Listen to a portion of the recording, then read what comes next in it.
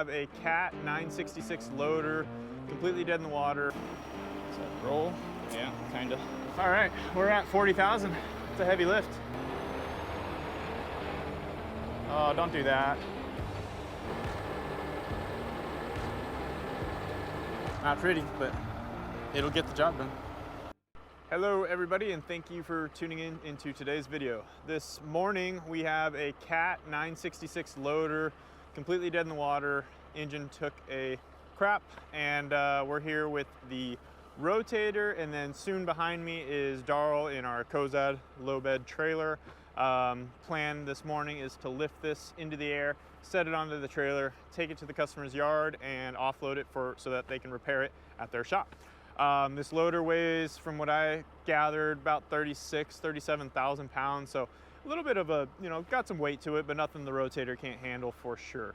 So like I said, Darrell's tied up on a job at the moment. So we're here a little early, just kind of getting things set up, get everything checked out. We got cones set up. We're on a very low travel farm road out here in Mecca, California. And yeah, this tractor, or loader, as you guys can see, has a kind of interesting arm here. What they use this for is to remove old vineyard stakes, remove them, and basically set them up for new farmland or development, but mostly new farmland. So pretty straightforward deal here. We have lift points all around. Got these guys on either side, and then we have a couple options for the front.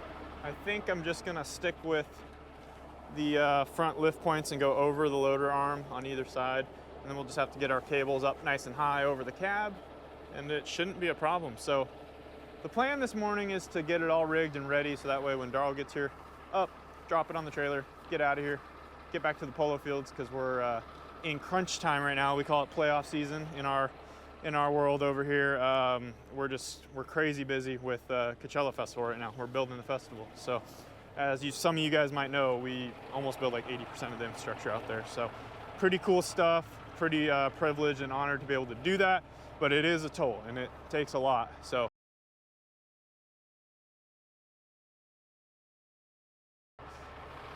we're squeezing this guy in for one of our customers, get it up in the air, get it back to the shop. So thanks for tuning in, and hopefully you enjoy the video.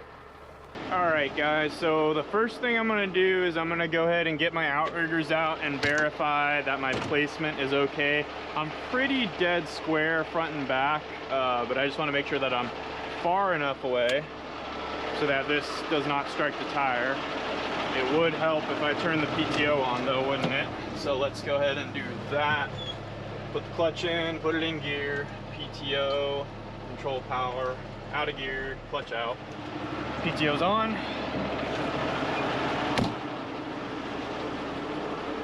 All right, so now we'll go ahead and extend our outriggers. You guys can only see the front, but I'm also doing the rear as well. It's gonna be close. We're so close. Let me go down a little bit. We might be able to get away with it. Right above the ground, kind of get away from the bubble in the tire.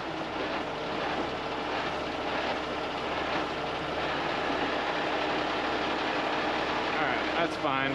We'll go ahead and we're also not completely square to the road either, so I'll go ahead and back up hard left, kind of kick that away from the tire just a touch.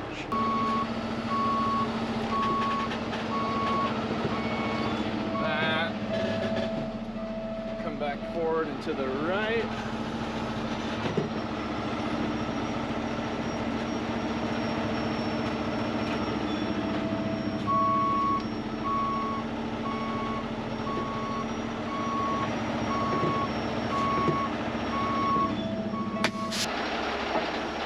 Looks like I need to shift entirely over, so let's go ahead and do that. I have a front loader for you. Should be plenty far away now. There we go. Okay, so there's our mark. This guy's all the way out. Due to traffic, we're not going to be able to turn that down. Due to traffic, the outriggers on the other side will not be deployed. Unlike a crane though, the rotator can operate without having its outriggers out on the non-lift side without a reduction in charge. So we'll go ahead and grab 2 pads.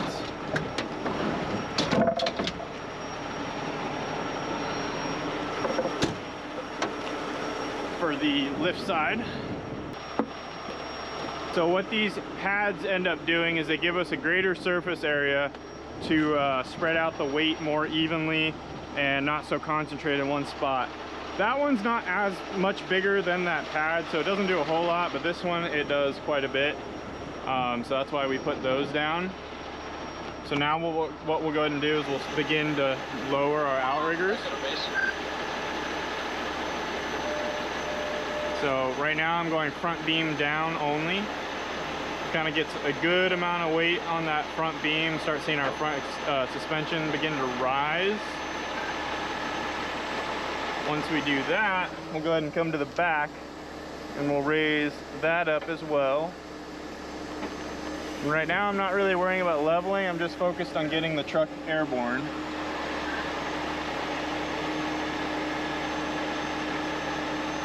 Okay, front tires are off the ground. We're beginning to come into level. Back tires still got some room though, so let's go ahead and lift that up. Give ourselves a little more on the front. And then it looks like we need a little bit of a lean. We're leaning to the driver's side, so I'm gonna go driver, rear outrigger on the driver. That looks pretty level. Tires are all off the ground. Looks pretty good. All right, now what we'll do is we're gonna orient the boom, or get the boom situated how we want it. Because we're dealing with the weight that we are, I'm gonna go ahead and 3-part all lines, or both lines. So in order to do that, I'm gonna have to drop the boom down and run a snatch block off each boom shackle up there and give ourselves a 3-part setup. So that way we reduce, or this would be our weak link, which is a 12-ton block. So I like to give ourselves a little bit of safety factor. Yeah, you could say 24,000, split that in half, you know, you're good, but I would assume more weight in the rear, so we're just gonna give ourselves a little extra margin. So let's go ahead and get our underlift down. Let's get there, boom down. We will go ahead and free spool. Grab the remote as well. Boom down. It's over here. All right, so what we need to end up doing is getting 2 snatch blocks. One, here's the other. Not really worried about the color coding because I'm not looking at these ones for reference. So what we're gonna have to do here is give ourselves a 3-part like I was talking about. So in order to do that, what we have to do is always so much easier when you have a trailer to work on top of too. But we don't have that right now, so work with what we got. So I'm gonna go ahead and just pay out some cable, get it on the ground. Okay, so there's that. So now, I guess might as well do it to this side too. Get it out of my face. All right, so now that we have done that, we'll go ahead and set this cable down. Oops. Hang a snatch block. We're gonna need that cable. We'll have to go get it though. I'll try not to drop this one. Oh, well, yeah. Let's try. There goes my radio.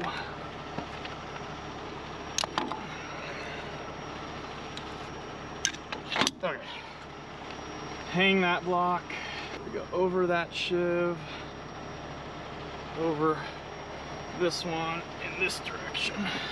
Kind of confusing, but it'll make sense here shortly. All right, so now we are almost situated into a 3-part. We just have to terminate everything into one spot. So let's see, get that unhooked. I'm gonna go ahead and grab the remote, start booming out. Everything's free spooled, so I'm not really worried about stuff getting tangled at this point. All right, I'm sorry guys, just thinking about the best way to situate this so it doesn't fight us.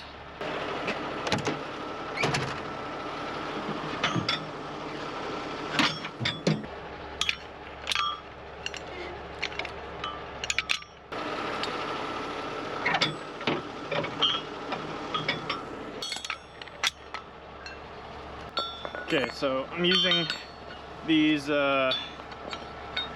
container links as spacers to give us some room between the the snatch block and the single parted hook right here, and using that as a means to join everything together. Oh man, I forgot to hook them together. That. Okay. And then take that, hook it to that, like that. Like I said, it'll make sense. So that phone call was a car in the canal. So that might be what we're going to next, because usually that requires the rotator to lift it out so that you don't damage the sidewalls of the canal, the concrete canal. But we'll see, hopefully. That'd be kind of cool. Worked with the dive team, done it before. Let's go ahead and start putting more cable out. It should start all making sense here, guys.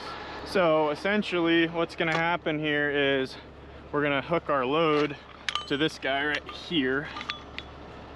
We also have the option of doing it this way. Let's see if that's any better. Nah, I like it like this.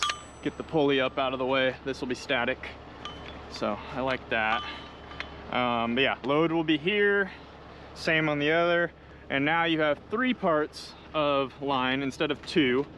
So therefore you're distributing, let's say for easy numbers, 10,000 pounds here. You know, you split that up between 3 parts of line. So you have that, and then you know you split this up by a third, or this would be taking 2/3, this would be taking 1/3. So therefore, you know, you're back in working load limit. Hopefully that makes sense. I'm not gonna go into the science of it right here, but you know, there's plenty of good videos out there that kind of explain what I'm trying to say.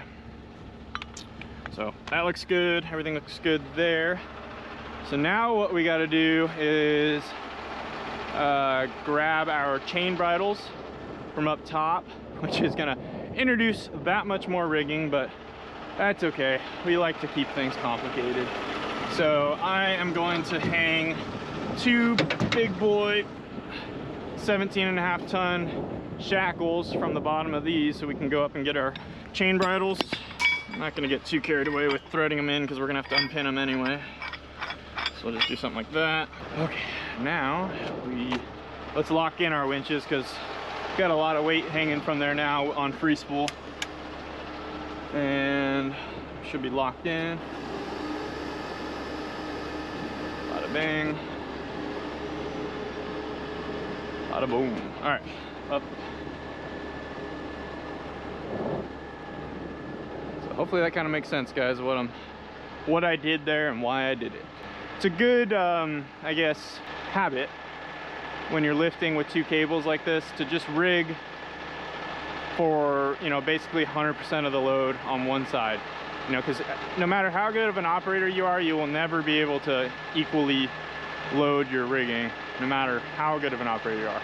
And so by rigging for 100% of the load, and you know, maybe not every time, but just a good train of thought, don't rig for 50 because, you know, you could be picking up 100% of the load on one cable, and that's not good. So we're gonna continue to boom up and in. Go ahead and get up there and grab our chain bridles now. I don't know if we're gonna be doing that car in the canal. I told them it's gonna require the rotator, and I told them it's gonna require the rotator, but it sounds like they don't want to wait for us, so I guess they're gonna try to call someone else. Don't know. I don't think this is gonna pay out cable without pulling on it, so let's go ahead and do that. See how slow everything moves when you're on a 3-part setup. For every 3 inches of travel up on the, or let's put it in other words, for every 3 feet of cable paid out on the drum, you get 1 foot of movement on your rigging. My phone will not stop blowing up. All right, so sounds like we are gonna do the canal call now, but we're just gonna be able to do it with a heavy duty truck. So I'm sending Tony over there to go help Tozy get it out. From what I understood, it needed to be lifted out with the rotator. So that's why I gave the ETA that I gave, because we were on scene here. But speaking to Tozy, sounds like we should be able to just drag it out with a heavy duty. We'll go from there. All right, so we'll go ahead and hook up one of our bridles to this white. I think let's think about this. We're gonna want the longer bridle on white. All right, there's that one. Start cabling up here. All right, so camera battery died at 40%, so missed a little bit of that, but we got the bridles all hooked up onto our 3-part lines. So what we're gonna do is start dropping the bridles, because we got them kind of in storage mode right now. So in order to do that, I'm just gonna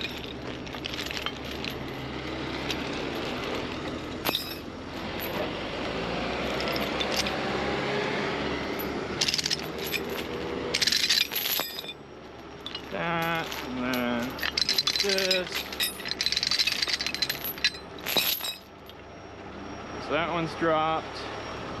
Go ahead and keep dropping this guy. We'll do the same over here. Okay, now we got a whole line of bridle. Gonna start cabling up, or booming up actually. Go throttle, and we'll turn up the winch cable speeds as well, since we got 3 parts of line. It takes a little bit to get things moving. Somehow this knot got tied in, or chain got tied in a knot. Fix that really quick. Right now I'm just rotating and booming up. Looks like I'm a little bit too far back, but that's okay, we'll correct it.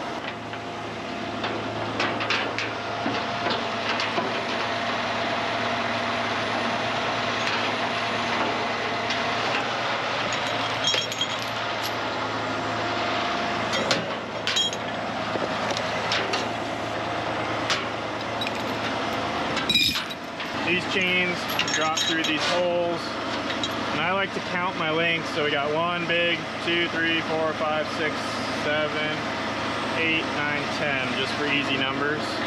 So there's number 10. 1, 2, 3, 4, 5, 6, 7, 8, 9,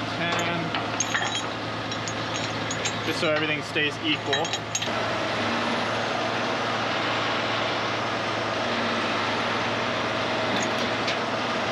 So now I'm gonna have to manage these. It's always easier when you got someone with you, but we don't have that just yet. That on that side.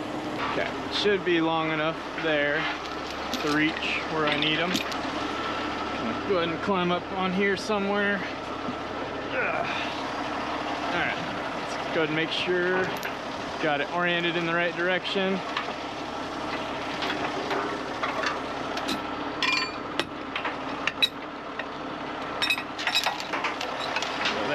Looks like I'm gonna have to go in there somehow. Get down in there. Okay. Something like that. Give ourselves some cable. I'll just boom in and down at the same time. All right, I'm gonna have to crawl in there, it appears, so I'm gonna ditch the camera for a second. All right, guys, we got everything rigged. I can't really show you the front, but there's 2 big eyelets up there. It's kind of the same as back here.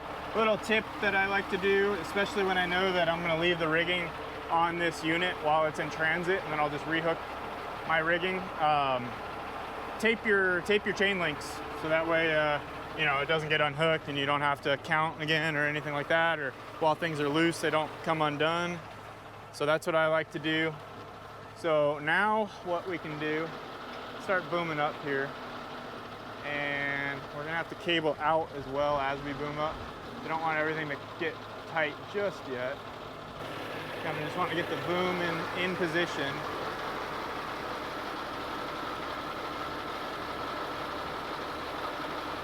looking for a high boom angle. Something like that should work out, for now at least.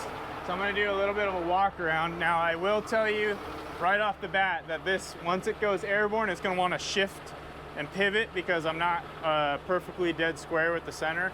So the boom is rotated about 10 degrees off to the right. So that's okay. I mean, we can try to fix it as it starts coming. Tires might start rolling. We might be able to walk it back this way, but just something to keep in mind. Nothing, not a big deal though. Those shackles, they need to rotate. So that's why we do our little walk around. So let's cable down there. See if I can reach into there from here. There we go. There's that. There's that. Okay, cool. Start cabling up on blue.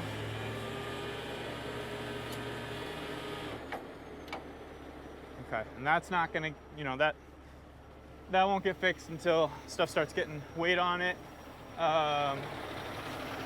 Good there. Good there. All right, let's start taking some weight up here.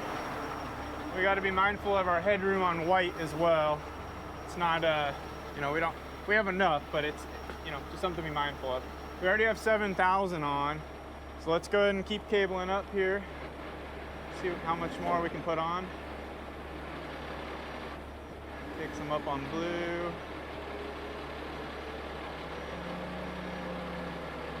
Starting to roll, which is good. That'll allow us to equalize the load here. As a matter of fact, I'm going to rotate to blue. Should pick up on white. Roll it to center.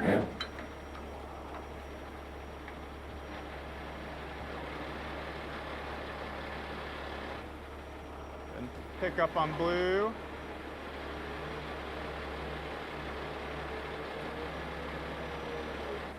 How much we have on. We have 30,000 on. Blue is in the air. White should start coming up here. We have 31 on.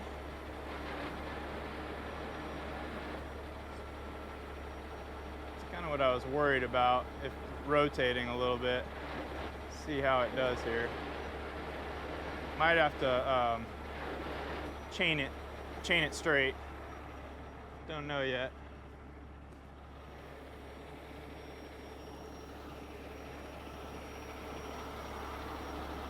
$37,000.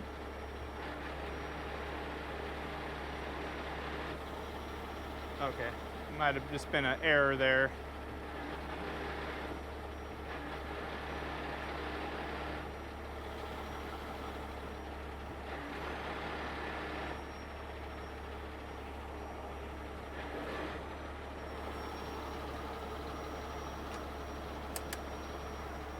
So we're good for 43,000 in our boom configuration right now.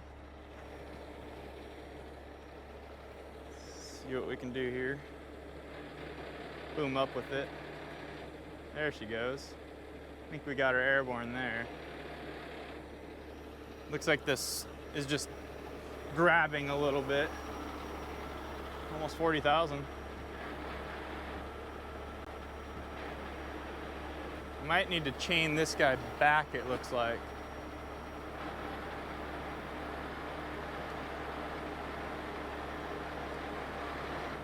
Okay, let's do that then.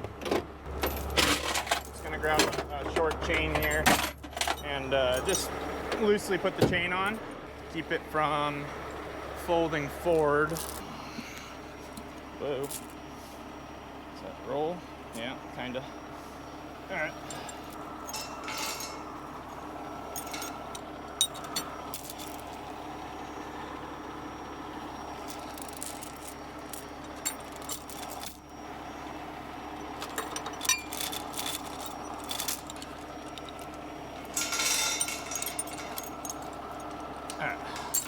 Something like that should do the trick. Keep it from, basically get it to pick up here. There it goes. That's all it took. All right, we're at 40,000. It's a heavy lift, but she's airborne.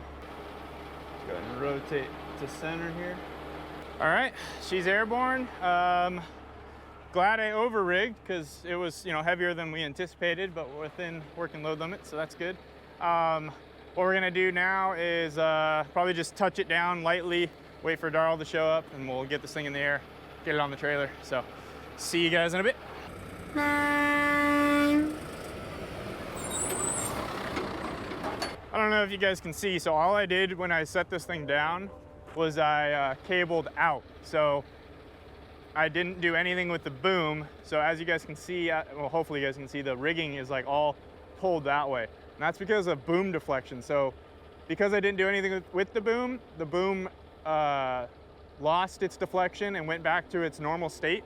So all of that radius is accomplished by the boom actually bending, if that makes sense. So that is actually how much the load would swing out from under you if you aren't accounting for boom deflection and booming up as you're cabling in. 40,000 pounds on basically a giant fishing rod. I'm gonna go ahead and cable up. Cabling up, cabling up. Shouldn't have to do much with the boom since, like I said, I didn't do anything with it setting it down. Should just deflect back into place. Let's see how much weight we got. 22, so still got a ways to go. Things move very slowly on a 3-part, very slowly. I'm gonna go ahead and slow up on blue and just go white now. There it goes. Oh, don't do that. All right, well, it is what it is. We'll have to haul it like that. Like I said, I was looking for a spot to chain it, but I didn't see any good spots, unfortunately. I'll just have to put it on the trailer like that. I might be able to straighten it out. Now she says 39, still turning.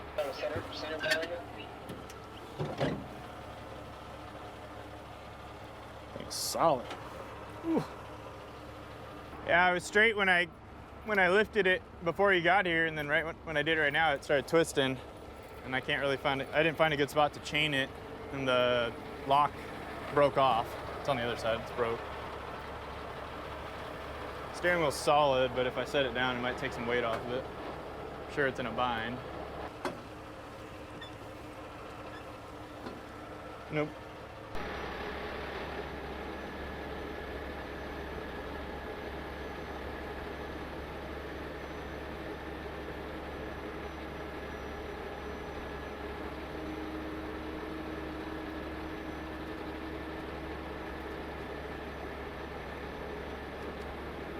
Good timing for the wind to pick up.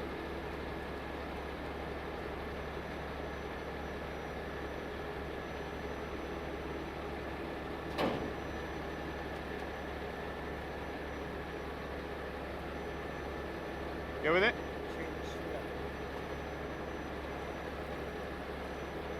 Might be able to chain it in one direction to get it to... All right, well, that wasn't necessarily ideal for it to spin like that, but it is what it is. We're staying local, so not too worried about it.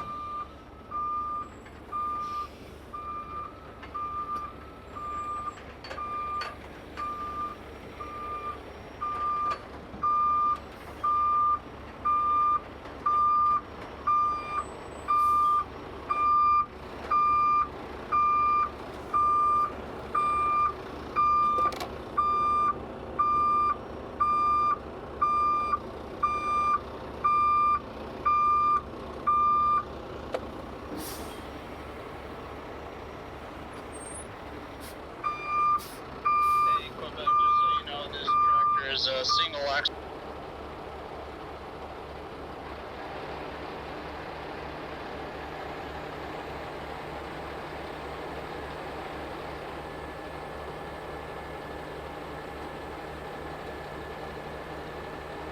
You want to put a block or something under those spikes?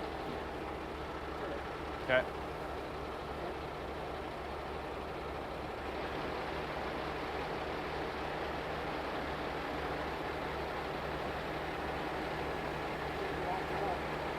Should be okay.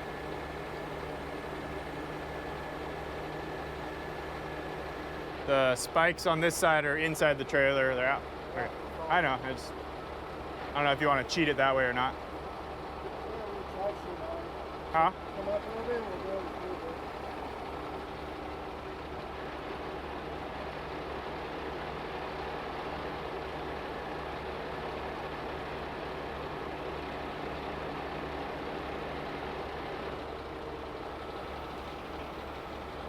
Good?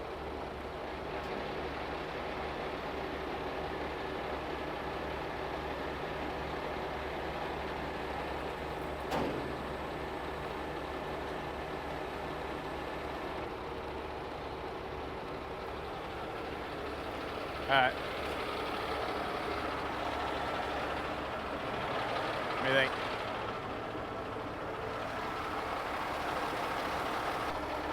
All right, it's kind of funky, kind of loaded weird. It twisted on us, but live and learn. Next time I'll just find a better way to chain it, I guess. That was my fault, but it's on there.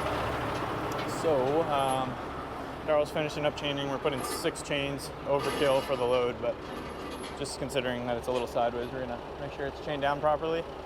Go ahead and probably boom in and just lay my rigging this way so I can unhook it, clean the rotator up and go to the drop-off.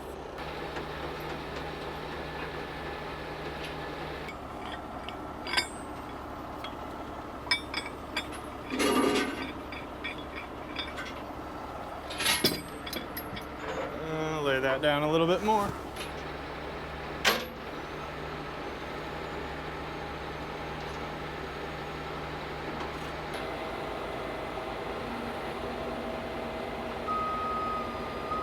Live line, just put some tension on that.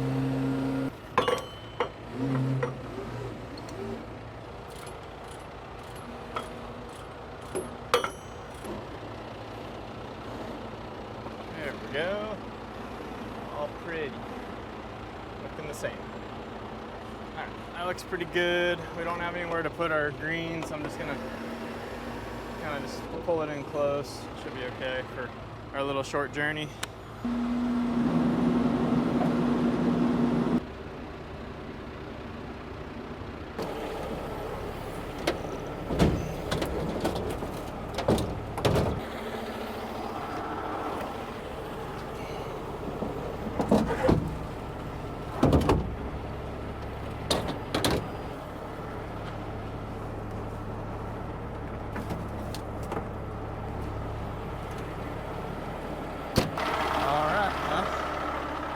Loaded, like I said, not pretty, but it'll get the job done.